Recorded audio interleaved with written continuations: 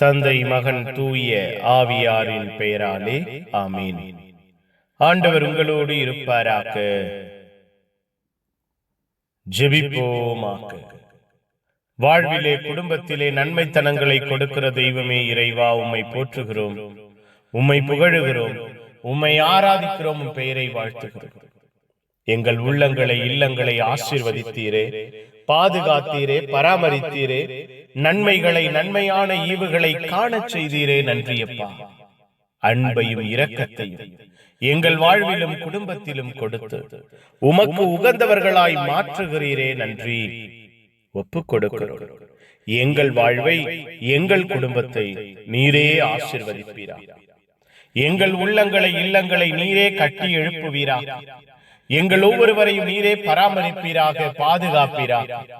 அன்பு, இரக்கம், ஆதரவு, ஆசீர்வாதம் எங்கள் வாழ்விலும் எங்கள் குடும்பத்திலும் என்றும் தங்கியிருக்க எங்களை உருவாக்கி மகிழ்வீராக. உம்முடைய அன்பு வார்த்தைகள் கூறுகிறது, சிறியவற்றில் உண்மை உள்ளவராய், நேர்மை உள்ளவராய் இருக்கிறவர் பெரியவற்றிலும் உண்மை உள்ளவராய், நேர்மை உள்ளவராய் இருப்பார். எங்களுக்கென்று நீர் கொடுத்திருக்கிற சிறு சிறு நிலைமைகள், சிறு சிறு ஆசீர்வாதங்கள், நேர்மையையும் உண்மையையும் எங்கள் வாழ்விலும் குடும்பத்திலும் வெளிப்படுத்த, எங்கள் வழியாய் வெளிப்படுத்த எங்களை ஆசீர்வதிப்பீராக, எங்களை பழக்குவீராக.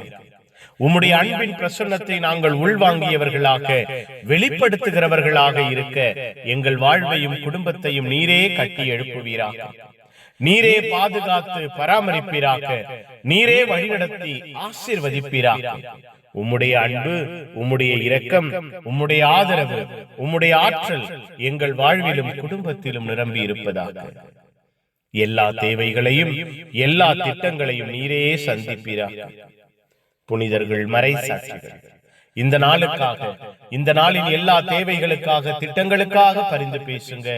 எல்லாம் வல்ல இறைவன், தந்தை, மகன், தூய ஆவியார் உங்கள் அனைவரை இந்த நாள் முழுவதும் ஆசீர்வதிப்பாராக. ஆமேன். ஆமேன். Good morning. Have a beautiful